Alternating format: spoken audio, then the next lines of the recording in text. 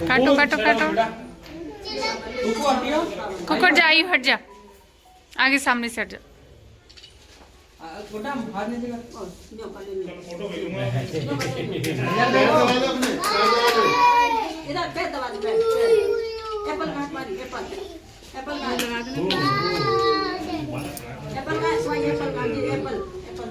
क्या करूं?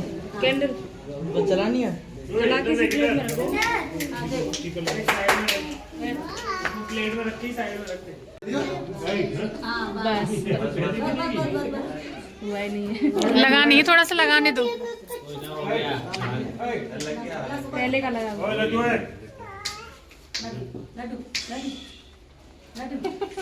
काटू की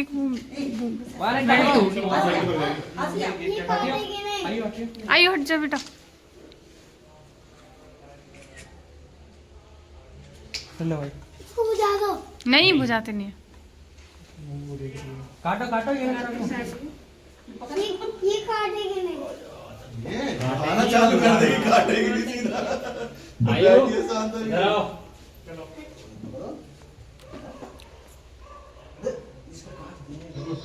आयु दूर हो जाए।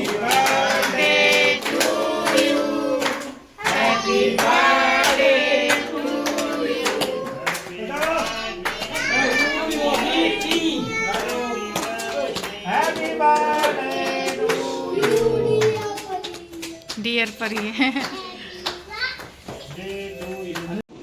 सुप्रभात, मेरा नाम मनीषा है। मैं 8वीं कक्षा की छात्रा हूँ।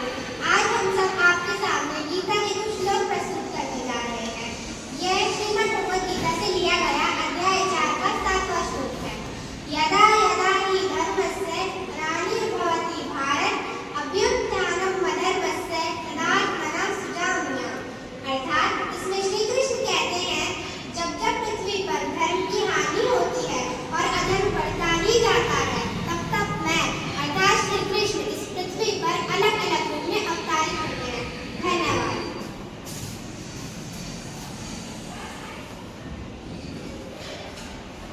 यह श्लोक अध्याय 2 का 23वां श्लोक है।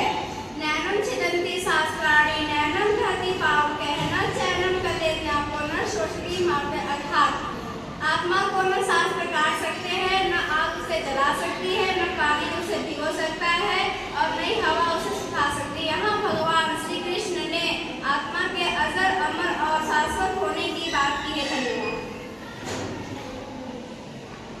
यह श्लोक भगवद गीता से लिए गए अध्याय 2 का 47वां श्लोक है।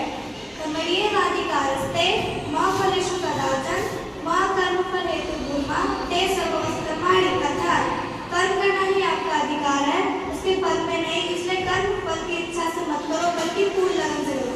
धन्यवाद। यह श्रीमद् भागवत गीता के अध्याय 4 के 36वां श्लोक है।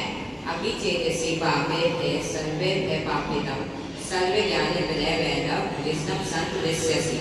अर्थात श्री कृष्ण कहते हैं, यदि तुम अन्य सब पापियों से अधिक पाप करने वाला है, तो भी तुम ज्ञान रूप नौका द्वारा निसंदेह संपूर्ण पाप समुद्र से भली भांति तर जाएगा। धन्यवाद।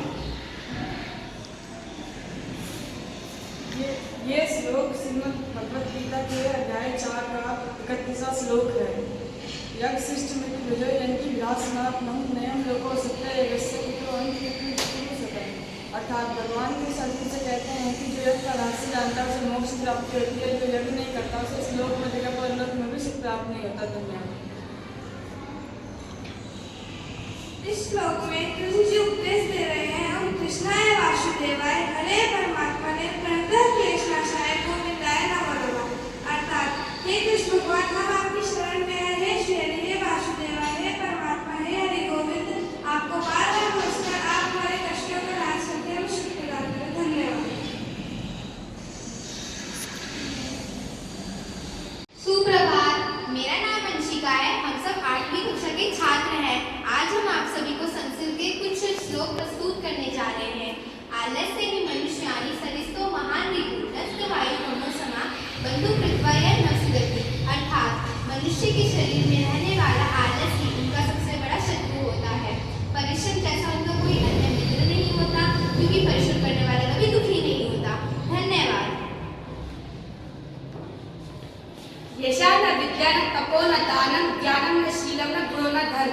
हे मृत्युलोके भूवि भागीता मनुष्य मृत्युरति। अर्थात जिसके पास न विद्या है न तप है, ना ही वह दानी है ना ही वह ज्ञानी है, उसके पास गुण और धन कुछ भी नहीं है, ऐसे मनुष्य मृत के समान जीवन व्यतीत करते हैं, उनका कोई अस्तित्व नहीं है। धन्यवाद। पिता धर्म पिता स्वर्ग पिता ही परम तप। पितृ पितृवाप्ने प्रियन्ते स्वदेवता। अर्थात पिता धर्म है, पिता स्वर्ग है, पिता ही श्रेष्ठ तप है। पिता के प्रश्न हो जाने पर संपूर्ण देवता प्रश्न हो जाते हैं। धन्यवाद।